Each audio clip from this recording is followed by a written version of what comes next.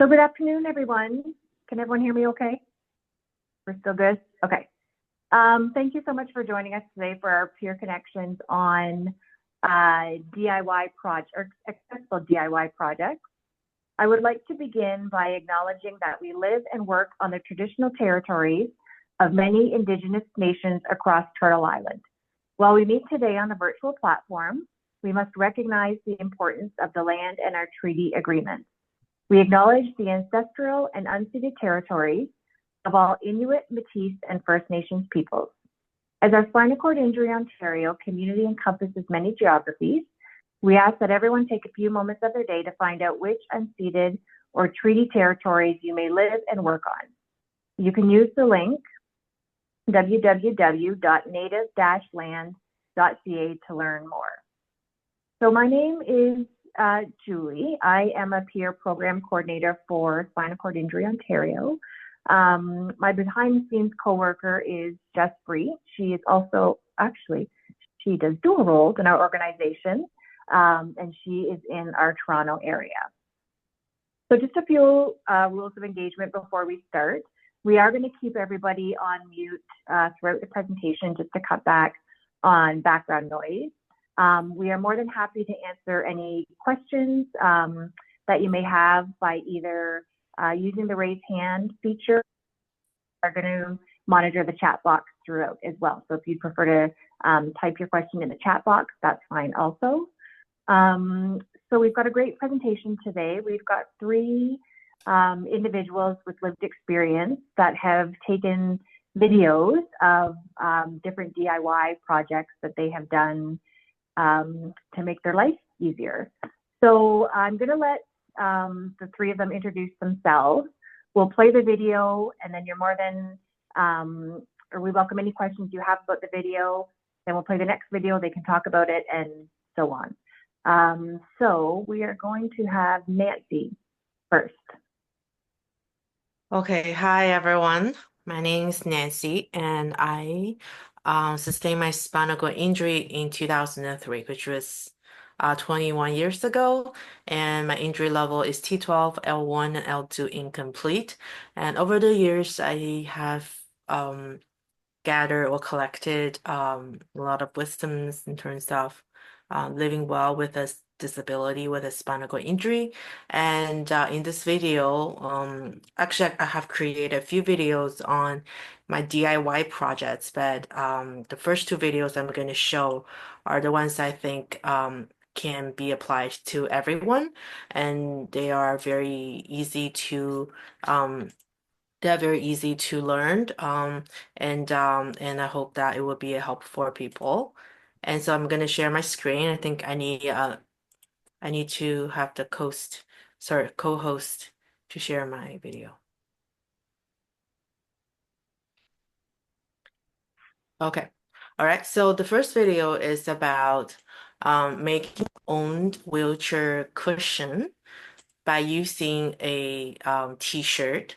I found that when some people only have maybe two cushion covered, and whenever it's soiled, it can stink very easily. And also because of the material those cushion cover are made of, they are really hard.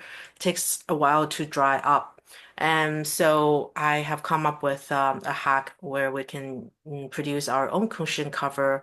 And when it's dirty, we can just toss it into the washing machine, and we can change it more often.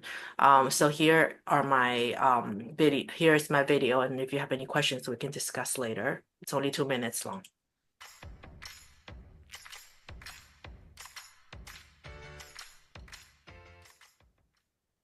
Most people with spinal cord injuries have issues with incontinence.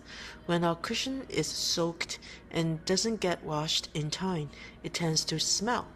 In this video, I'm showing you a life hack for making your own cushion covers, which are easily washable and exchangeable. This is a typical cushion cover. The fabric material is thick. Usually people have only one spare cover. These are my homemade cushion covers. They are made with worn out t-shirts. The cotton material is soft and much more breathable than the original cover. If it gets wet, it can be easily tossed into the washing machine and replaced by a clean one. Therefore, the cushion itself can stay dry throughout the day. Here is how I make it. Put your cushion on top of a worn-out t-shirt. Make a mark on how much material you need.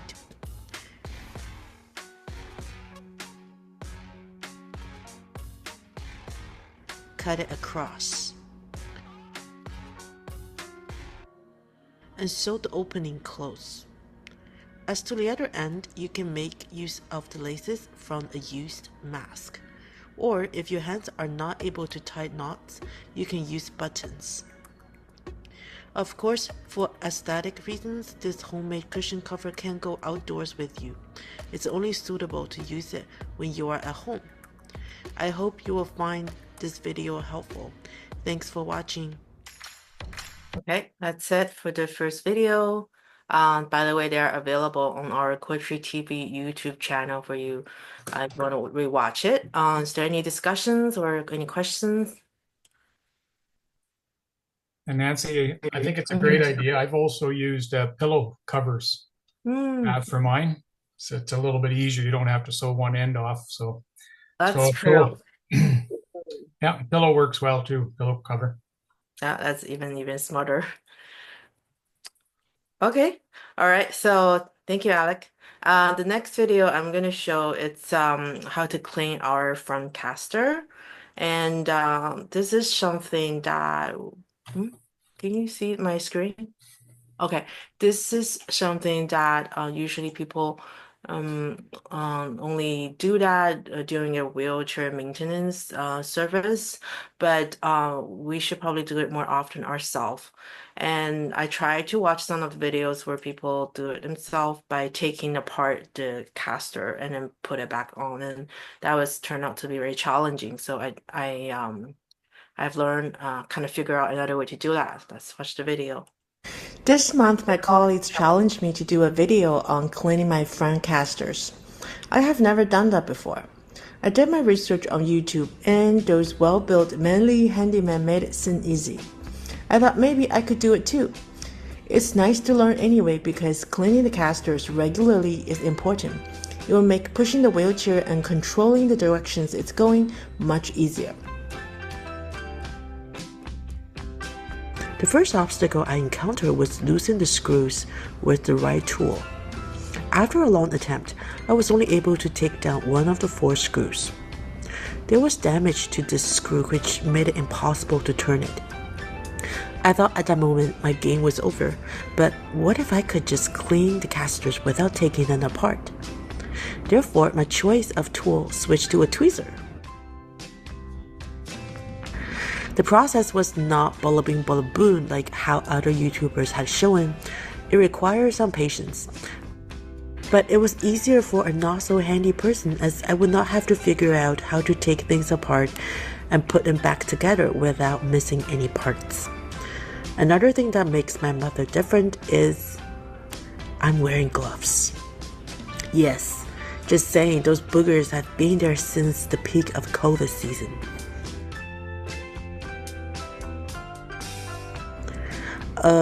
Ew, what is this?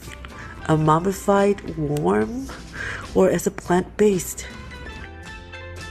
And that's how I get my hair done, or undone. There you go, before and after. How impressive.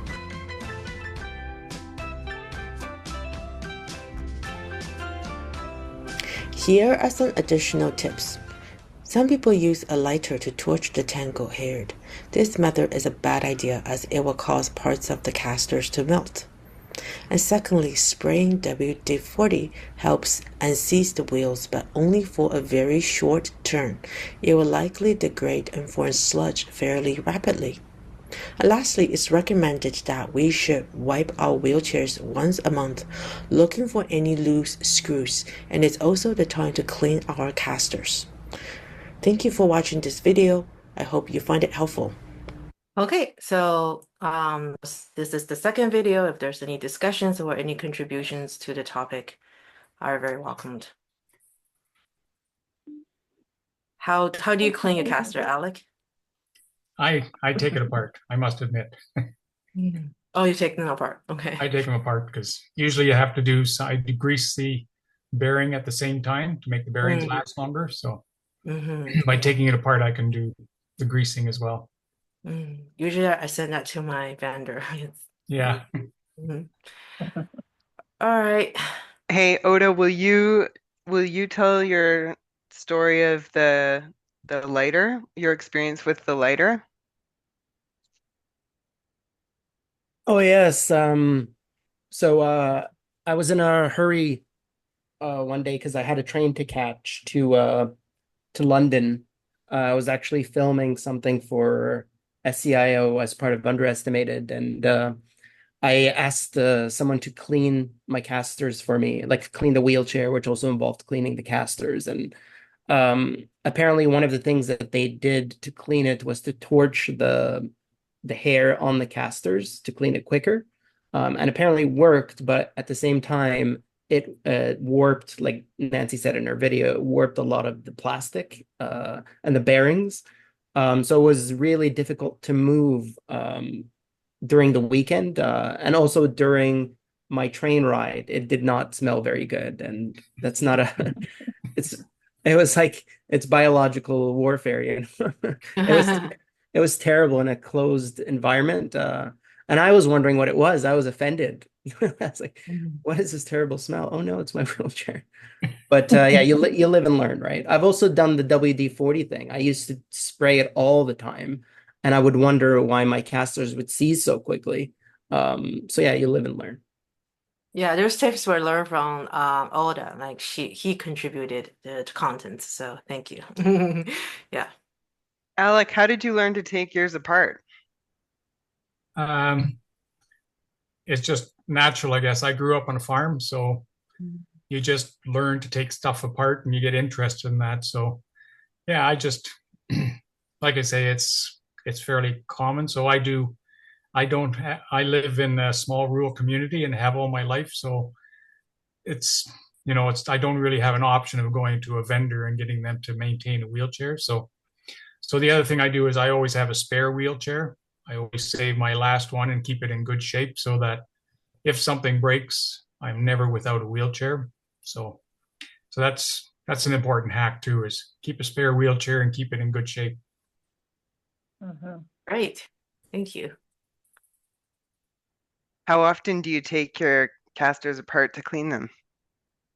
I do it at least once a month. Okay, Yeah, that's recommended. Yeah. that is what's recommended. That's smart. Yeah, and I don't have any dogs or cats, and I don't have really long hair, so even at a month, I usually don't have too much buildup, but it's making sure that the bearings are greased so they last longer. I have long hair, and I'm basically it's like I'm shedding. My hair grows really fast, but it falls fast as well. So those casters are always full, you know. Yeah. Okay, there's nothing in the chat box. So if we want to move on, Oda, do you want to show your video? Yep. Or sorry, Jesse, do you want to show Otis? Jasper, we could show Alec's videos, and I can share, or Jasper, you can share Alec's videos. Whatever's easiest. Or did you want me to go? Whatever's easier. Well, I've got you on screen, so maybe let's show your videos Okay. first, and then we'll get. Sure. Am I co-host? Oh.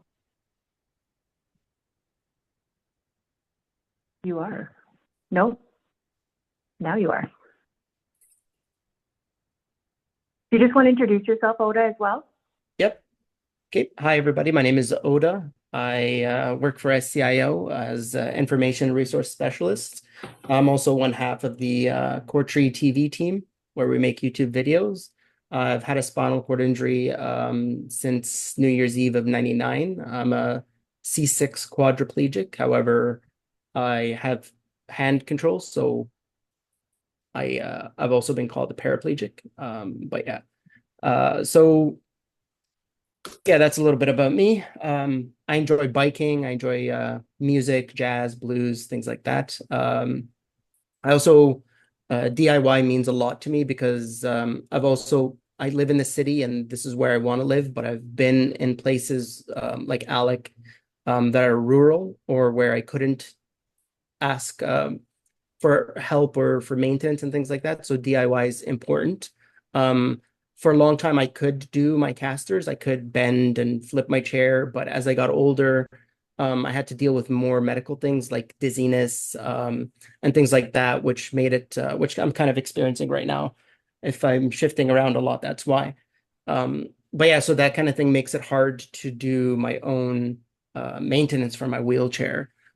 So it's been important for me to find solutions and hacks like what Nancy showed and things like that. So in my experience, one of the biggest issues I had was a backpack.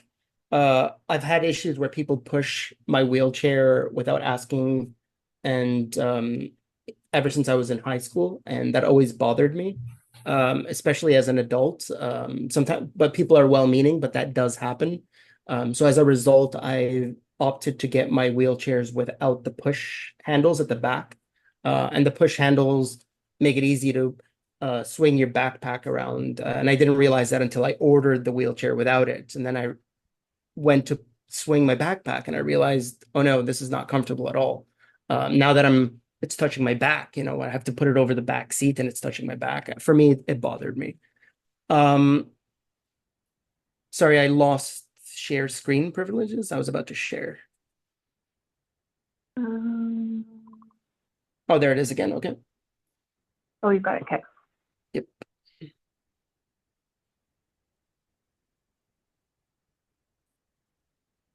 Okay. You guys can see my screen? Yep. Yeah. So it can be easily. So this is what I went to a tailor, and as you can see, she's showing you the straps. The straps that would come with, like if you look at the bottom left here, those are the straps that come with the bag, and they have no bend and no give. So the ones that she had installed for me, as you can see, she can bend them. They have a lot of give. They have a bit of a stretch. So as you can see here, it can go right over the back. And here it is again from a different angle. So this way, as you can see, I have no push handles. And so this DIY approach helped me for a very long time to have access to whatever backpack I wanted. It wasn't I wasn't relegated to access backpacks that were sold at Motion Specialties or wherever that had these kind of handles. So this DIY helped me out a lot. Can you guys still see the new video here on the screen? Yep. Okay. So the other DIY that I want to show is this changing your wheels. For a long time, I would, even when I was more able, I would say, I still asked for help because I didn't know that I could do it. It takes some maneuvering, it takes some practicing, but I would often just get in bed or get on a couch and ask someone to do it for me. But realizing that I could do it myself was, powerful in itself to do these kind of things. Like I like doing the maintenance and the changes to my chair if I can. So as you can see, it's a little hard. Like for me here, I'm leaning. It's a little hard because I have no core control, so it's hard to angle the chair. But I figured out, a way with practice. As you can see, I'm kind of leaning it on the couch there. So with a little practice, I figured out I can lean it on the couch while tilting it. So I'm able to take it off that way. I'd grab the next wheel and pop it on. Give it the pull test. And so that's one wheel. And then I do it on the other side as well. So changing your own wheels, there's many reasons. For example, this wheel right here in the beginning has suspension. It's called the loop wheel. And it makes riding a lot smoother, especially when you're going at high speeds with like a a Batic or a Smart Drive. And even if you're not going at really high speeds, just over curbs and sidewalks and curb cuts, it just makes things a lot easier. And these ones are the regular, the regular Spinergy wheels. They're not specialty like the loop wheels. They're more standard, but they're a lot lighter. They're easier to put on and put off. Each wheel is about, under 2 pounds, and the loop wheel, each wheel is over, I think it's 4 pounds each. So it adds a considerable amount of weight to your wheelchair. I don't transfer and I don't transfer or lift my chair, so the extra weight doesn't bother me. But yeah, that's one reason why you might want to change your wheels, and this is one way to do it. That's my 2 DIYs. How did you think about the straps for the backpack? Is it just something that kind of came to you, or did you talk it through with someone? Actually, I was visiting my family in Kuwait in the Middle East, and things are a lot cheaper there. My family has like a tailor, and I was having trouble with my backpack, and my dad took it to one of his tailors, and they did it very, very quickly. And that stuck with me that I could do that. And then years later, when I got my chair without the push handles, I realized that I could do that, and so I got the idea from my dad. That's great. One of those things that just seems like such an easy, once you know it, you've seen it, right? Oh yeah, why didn't I think of that? Okay, so no questions in the chat box. If we want to, Alec, if you want to go ahead and introduce yourself, and then Jaspreet can play your videos. Okay. My name's Alec. I live in Warsaw, Ontario, which is a little bit northeast of Peterborough. I was injured in 1979, so I've been a paraplegic for 45 years now. I live alone, and I'm a T11. So DIY is very important for me because as I live alone, I've got to figure out things for myself most of the time. So far, so good. Okay, so we'll play some of the videos. So I have a lot of different things, but I just picked 6 of the ones that I thought might be of most interest.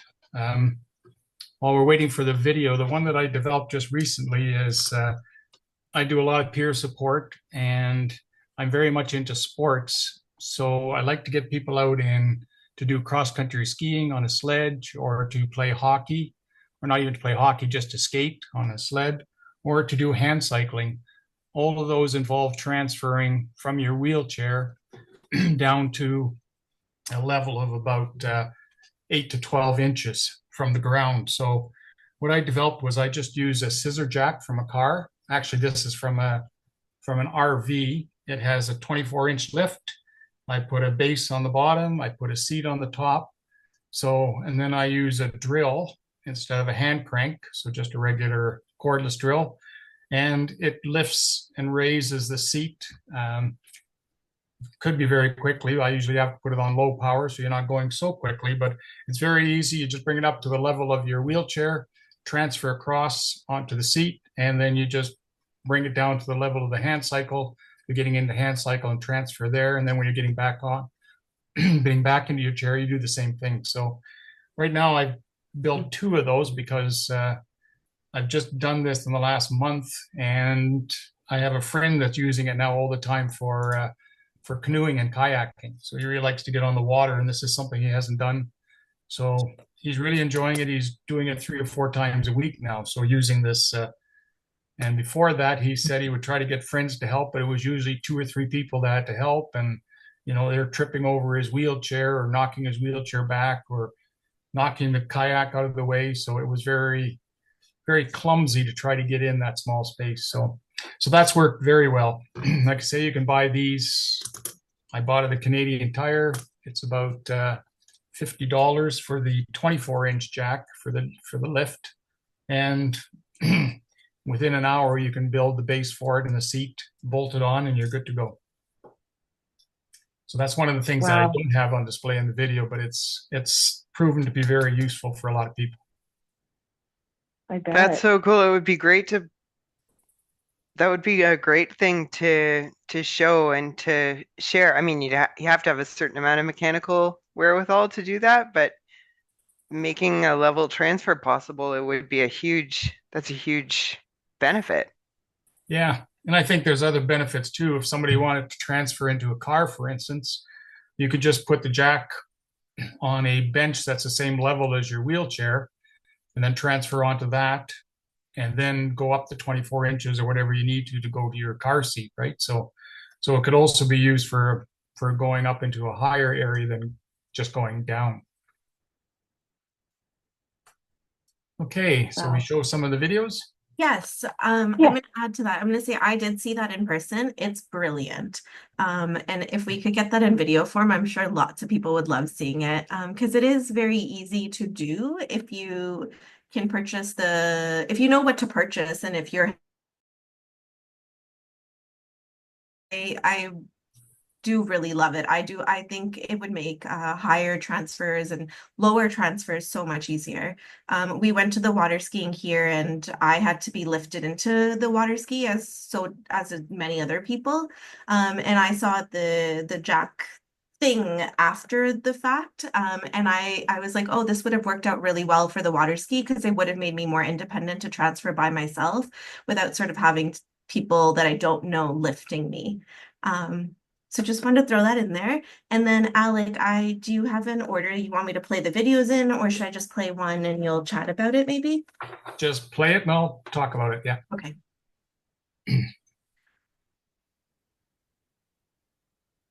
Okay, one of the big safety concerns in the kitchen is burns, because our lap is very exposed. So what I have here is I have a welder's apron.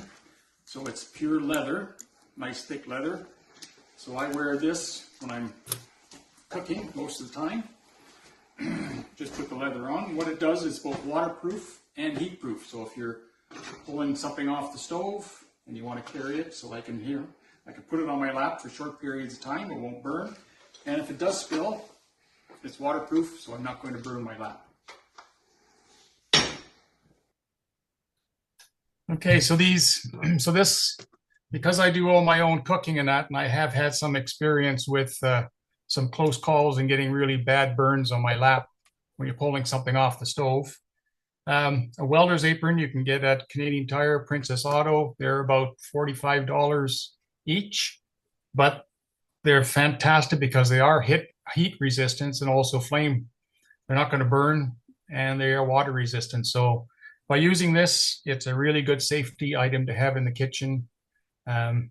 So yeah, it's fantastic. It's not something that was invented. It's there, but it's just using it in different things. So I think a lot of the DIYs are just using something that's already existing and using it for a different purpose than what other people use. So I think that for me in the kitchen is something that's very important for safety reasons. Any questions? I thought that idea was brilliant when I first saw it. And actually, I wanted to ask, Alec, are they heavy? They're Aprons themselves? No, they may weigh 2 pounds. They're not that heavy. Okay. Okay. Yeah, very smart. Yeah, that looked amazing to me versus like a lap tray or something, which you first have to get the lap tray in place and then it's kind of wiggle around, maybe slide off. You just have the apron on the whole time you're working in the kitchen. It looked hands-free. Just maybe the apron ties, if there are apron ties, do those get stuck in your wheels, or did you have a way of dealing with those? No, I have long apron ties, so I make the longer one so that you can go around your back and then come back to the front and tie it on the front. So I didn't show that in the video, but yes, there are apron ties, so you can do that. But the key there too is, instead of trying to tie it behind your back, is go with the longer ties, and then you can loop around your back and bring it back to the front and tie it in your front. They should have that for hospital gowns. I don't know why they don't. Or even for somebody that maybe doesn't have, for myself, I wouldn't be able to get it over my head or tie it around, but even just to place it on my lap and fold it over. So like maybe my chest wouldn't be covered, right? But my lap would be, which is like probably where I'm going to spill something if I am. So Yeah, exactly. Yeah. Okay, no questions in the chat. Jaspreet, do you want to play the next one? So one of the things that we work with in the kitchen is using space efficiently.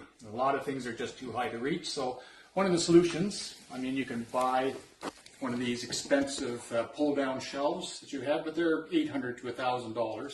So a much easier one is to use baskets. So in here in the pantry, I use baskets. So if I need something, I just pull it down. I can put it on my shelf. I can grab my supper, spaghetti, noodles, whatever, and then it's easy just to put it right back in. Done. Mm-hmm. So again, these are baskets that you can buy at Michael's stores or wherever. They're usually around less than $5. They can be plastic. Like I have plastic ones that I use in my freezer, in my fridge.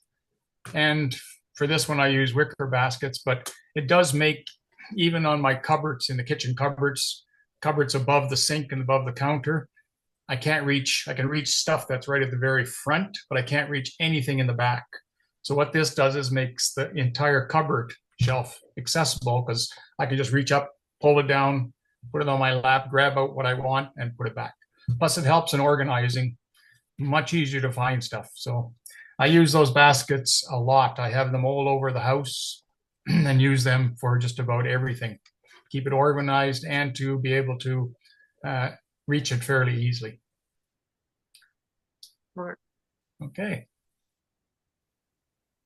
So in addition to cupboards, it's also a great thing in a freezer. So here you can see in my freezer, I've got baskets in there. One is for meat, one's for vegetables, one's for fruits. Everything is organized. If I need something, I can just reach in, again, pull it in, easy access.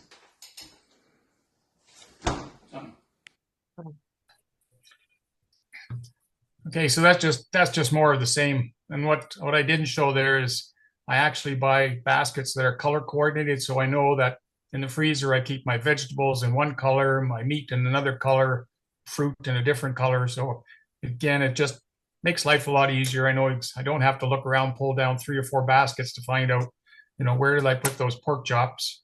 Now I know that the pork chops are in the red basket, which is red for meat, green for vegetables. You're very organized. Yeah. Odo, were you saying you do the same thing? You use the basket technique? Yeah, I'm not quite as organized and color coded, but it's all black baskets in the freezer, and it makes it easier to pull, like in the fridge as well. It makes it easier to pull things out. Yeah. Okay, next. So one of the issues in getting access to a house is going up the ramp. So I have a ramp here, but the amount of length I have is very limited. I only have an opportunity here for about 9 feet, which gives me a 7-to-1 slope. And the slope that's normally recommended is 12-to-1.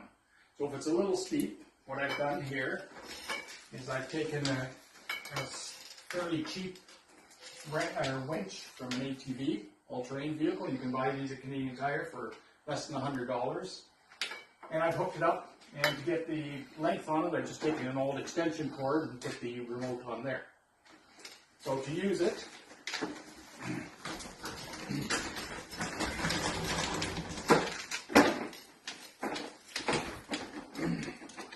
I've just got the hook here, and I hook it up to my foot plate.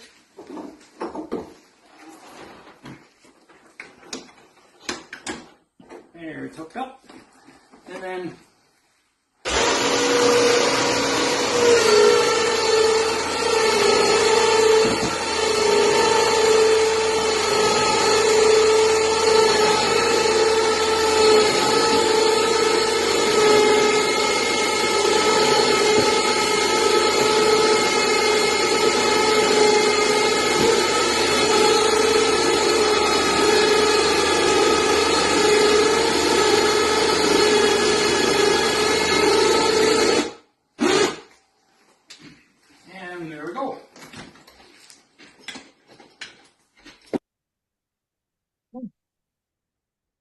What is this machine originally for? That's a winch that goes in front of a all-terrain vehicle to pull yourself out of the mud if you're stuck. Oh, okay. So it's just a lightweight one. What you didn't notice there, and what I didn't notice till afterwards, was I had my brakes on the whole time. So that's why the machine was growling a little bit more than normal, because I had my brakes on going up the ramp. So normally I wouldn't have the brakes on. It would go a lot easier. But anyway, 2 years ago, I hurt my shoulder really badly and I could only use basically one arm. So even though the ramp, I could normally go up that ramp because it's not too steep for me, I needed to get some help. So that's when I thought of getting just a winch, electric winch. There's a car battery down on the floor. It's very easy. I don't know much about electrical hookups and that, but this was super easy to hook up.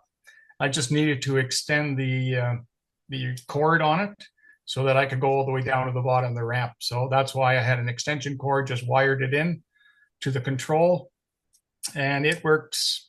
I mean, it worked beautiful for me, because for a month there, I wouldn't have been able to get into my own house without that assistance, because the ramp would have been too steep to try to do it one-handed or 1.5 hands. So again, that's something where, necessity is the mother of invention. I needed something to help me get up that ramp, and that was a fairly cheap solution. You can buy those winches, any Canadian Tire store, Princess Auto has them, usually for about $79, $89 a piece.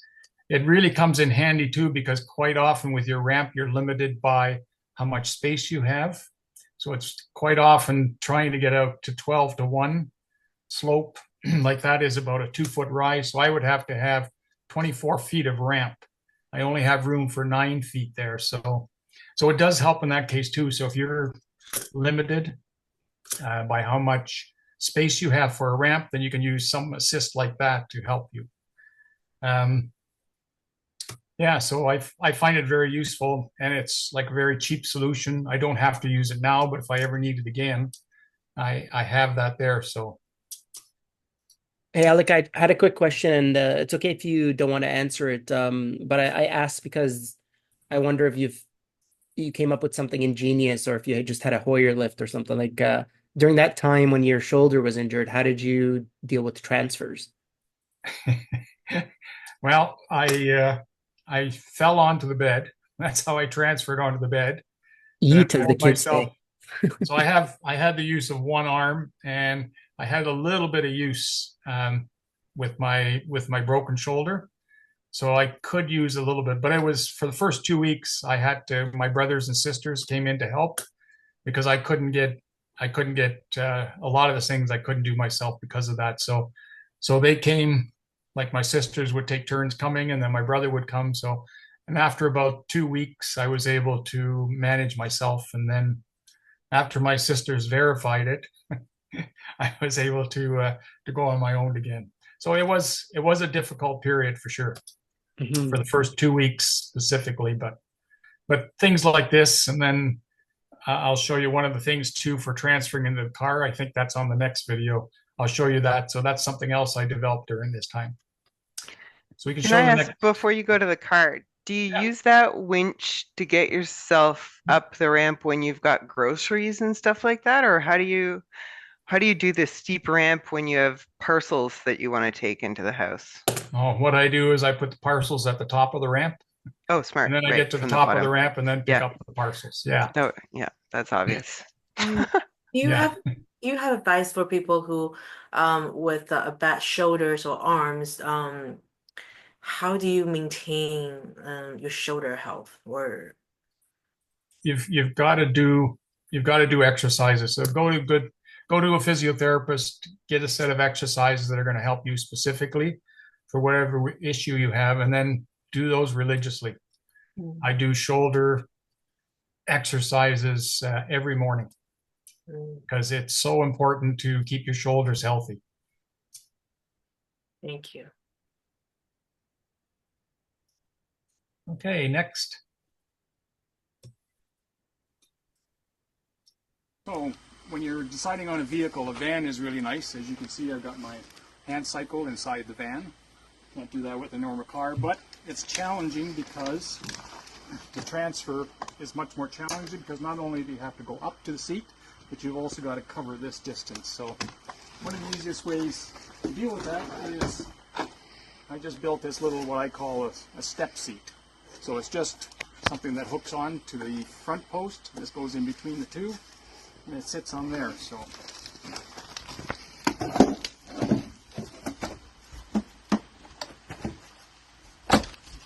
there it's in place. Now you can see. So now when I transfer, it's an easy transfer just up into the seat and then from here onto there. So demonstrate that. So up onto the seat and then from here just onto the chair. So it's very simple to do. That's it.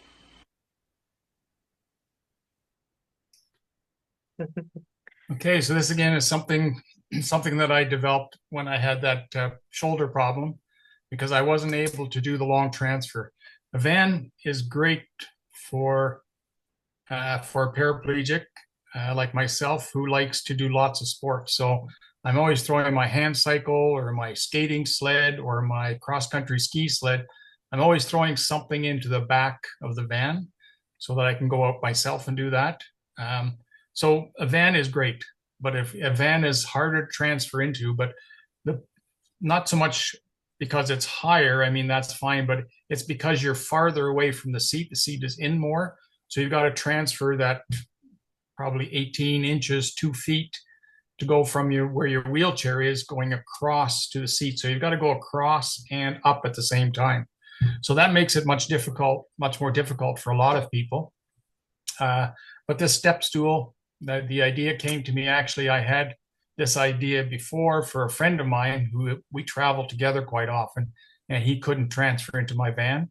So then I developed that step stool for the passenger side. You have to have one for the passenger side and one for the driver's side because they're different, obviously. But it's very simple. I used the forks from an old wheelchair I had. That's what I hook onto the front post of the van seat. And then it's just a piece of 2x6 that extends and it gets wedged in between the seat and the post, the door post. And then you just have a small leg that goes down to the running board so that you have your seat. So again, it's something very simple to build. Anybody with even a limited carpentry skills can build something like that in less than an hour. You could buy the commercial ones. I checked into that. They're about $2,000 to get one that's it flips down actually, but you can also get the one that flips down and rises up, but that's $5,000. So for $10 worth of material, I built something that does the same thing as what a $2,000 piece would do. It's a little bit more convenient to have it there all the time, but it's got to slide out of the way and it's got to be attached to the post there, a permanent attachment. So this is something you can just take on and off, use it or not use it. So any questions about that?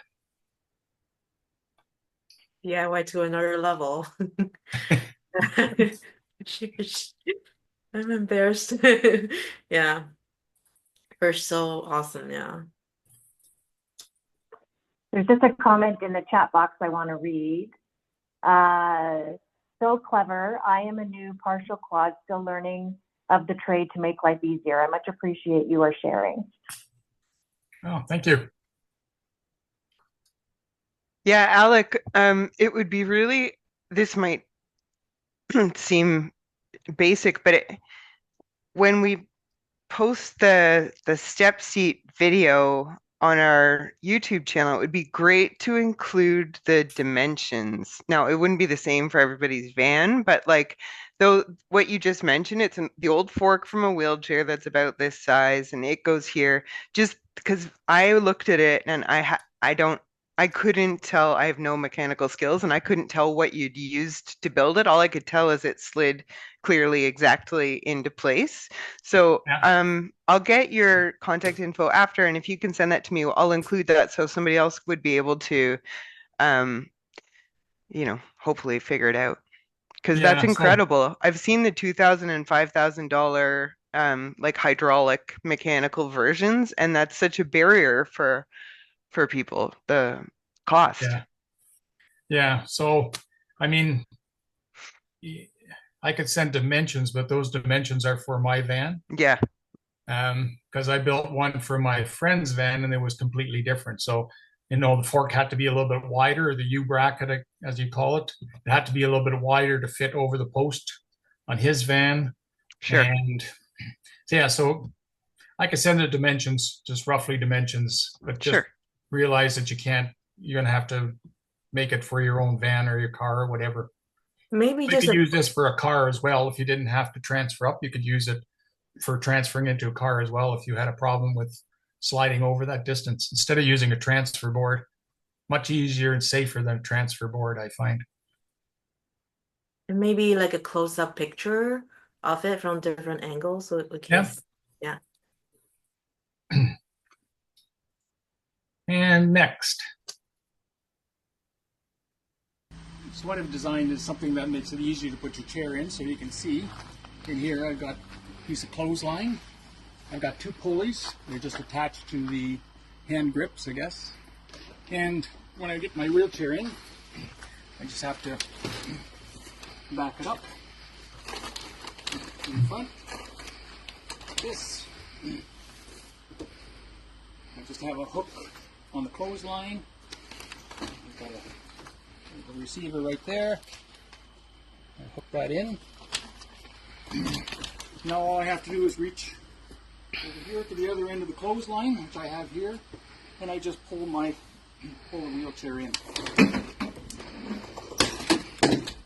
So you can just hold it like that, and reach in and push it in the rest of the way. It's an easy way to get your chair into thing without having an expensive lift.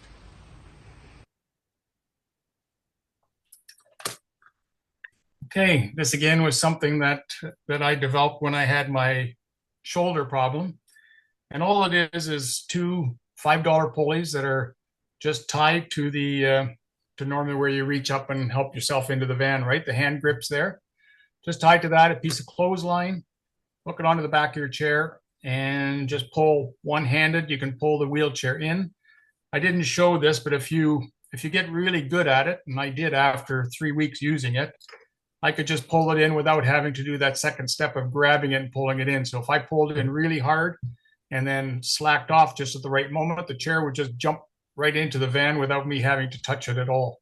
So, so that's the thing. But I think it's a great opportunity for somebody that's worried about how do I get my wheelchair into the van, right? So it's easy. It's one-handed. You could make it even more simple. You could have double pulleys so that it would even be easier to do because you get to double the advantage, like the weight advantage. So there's lots of things you could do with this, but I think it's a great solution for somebody that's looking to how to get their wheelchair into the van without having to take it apart and do all that, especially one-handed. Well, and I don't even know the cost of those arms that would come out, when people do buy the equipment, of that arm coming out of the van to pick it up and basically do exactly what you've done, but yet the cost would be, again, I'm not going to say because I have absolutely no idea, but very expensive. And you did it for $10? Yeah, $10 a piece of clothesline. So, yeah, and I know I had somebody there that showed this when we did this in Peterborough. We had an expo like this, and I forget what his name was. Was it somebody from Universal Motion was there? Yeah, he's a peer mentor, Tony Satari. He does work for Tony. Yes, Tony was his name. Yes. So he said, "You're going to put me out of business." But I did ask him, and he said, typically, something where you have the lift like that would be around $20,000 to $25,000, and that might not include installation, depending on what kind of a vehicle you have. So does the clothesline have to be kind of installed in certain manner, had to loop in certain way to make it work? For what I did? Yeah, for the clothesline. No, just attach 2 pulleys. You just got to attach the pulleys on the top and then just bring it back around to your arm in the middle of the seat, and then just pull. So yeah, there was nothing to it, like I say. I met a guy last summer who had rigged up a similar system to get his wheelchair up into his pickup. Yeah. I Yeah, I'm feel sure like, there's lots of ways to do yeah. this. Yours, you've got, now I don't remember that much about high school physics, but I don't know if that makes it easier having the way that you have the two pulleys spread across the width of your van, because that would increase the friction, right? So that would help to make your wheelchair even lighter. That's how you got it to be one-handed? No, No, the sorry. only thing that the two pulleys do, the pulleys that I have, when you just have a single pulley, it just changes the direction. Oh, okay. Okay, so I need it to go across to the back end of the van so that my chair would come in, right? Because if it just had it at the front, it would only lift it up and it wouldn't allow it to come into the van. So I needed to have the pulley at the back so that it pulls it into the van as well a bit. The way you could do that is if you have, instead of having a single pulley, if you have two pulleys together and then you bring the rope around twice, that's when you get the mechanical advantage. So you can Google that. It'll show you how to do that. You can have a 2-block, a 3-block. So you could literally make it so that, it would weigh absolutely nothing. But then you just got to go further distance, right? So you'd have to pull it quite a bit farther, twice as far really, to get the van in. So that's how you get the mechanical advantage is you're lifting, but you're pulling twice as far on the side. But yeah, you could work with pulleys and blocks and make it so it's super light, super easy to do. And if you really want to get fancy, you could put that winch inside your car, attach it to the battery, and have the winch do the work for you.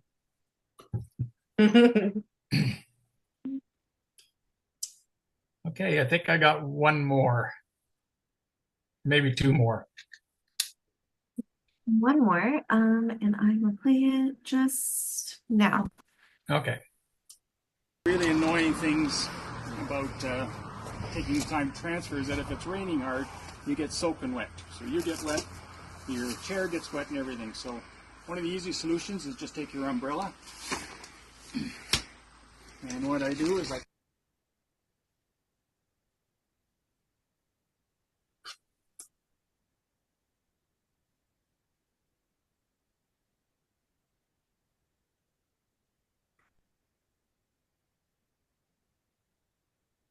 we lose the volume. Yeah.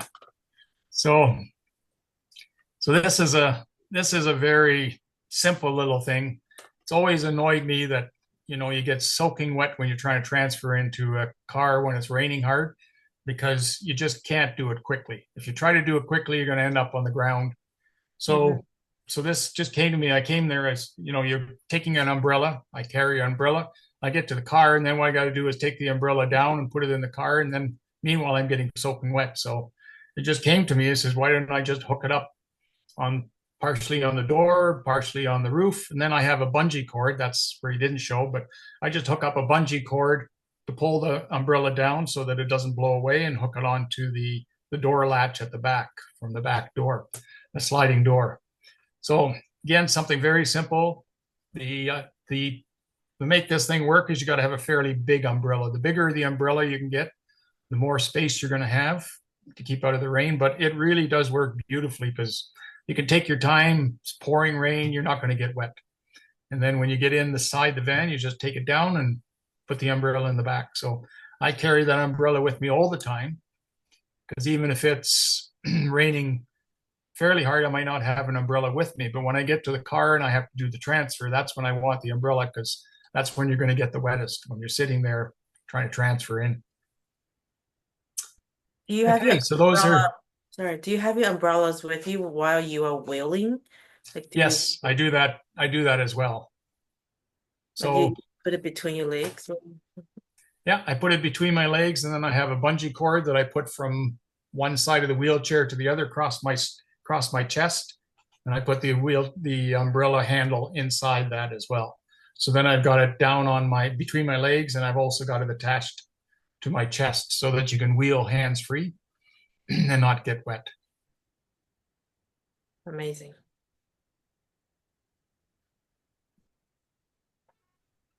question. I know we're just past this. I guess could be for anyone. Have you seen for many like DIY flops? Where you just try something and can't get it to work, or do you keep working at it to get it? Oh, I keep I keep working at it. Yes. So I have something that I've developed, and Jaspreet has seen it, that I call it's a rim bite. So it's a small little lever that I use to push myself. So it attaches.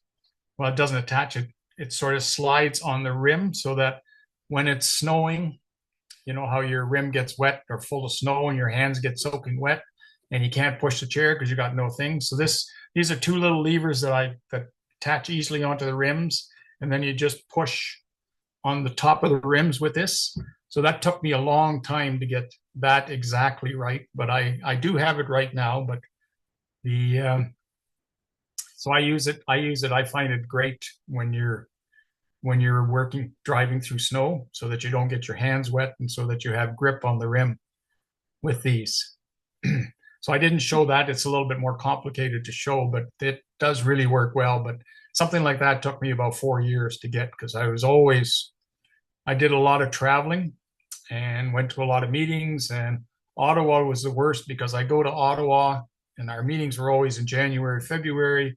There'd be about 3 or 4 inches of icy slush on the sidewalks because they would just spread salt on there, and then it would still snow, and there's nothing colder than icy slush. Get your hands soaked. So I'd be going with, my able-bodied partners, and we'd be going to a restaurant or something from our meeting, and my hands would just absolutely be frozen by the time I got to wherever we were going. So yeah, so I've been working on that for quite a while, and I finally have something that works. Nice. That's great. Does anyone else have any questions or comments? Anything else they'd like to share? Any other projects? Alec, I think you probably sound like you've got plenty more that you could be showing us. I do have a few more, yes. Yeah. That's what 45 years gets you. Yeah. But it's great, right? I mean, it's nice if you can do things yourself. The cost is, much better. And I just want to mention too, if somebody is looking, maybe isn't as handy or doesn't necessarily have somebody handy in their life that can help them do things, there is something called the Tetra Society that does things kind of like this. They think outside the box. They come to your home, look at what it is that you need and can help make something work for you. So there's other options out there if there's something that you're unable to do on your own. So I think that doesn't look like we have any other questions or comments. I want to thank you so much, Alex, for coming on and sharing your videos. Thank you, Oda. Thank you, Nancy. It's neat to see these kind of things because it can give everybody ideas of what they can do on their own. If anyone is interested in any of our next peer connections, please check out our website. Otherwise, I hope you have a great afternoon, and thank you all for coming. Thank you. Bye, Bye, everyone. Nice meeting you. Bye-bye. Bye-bye.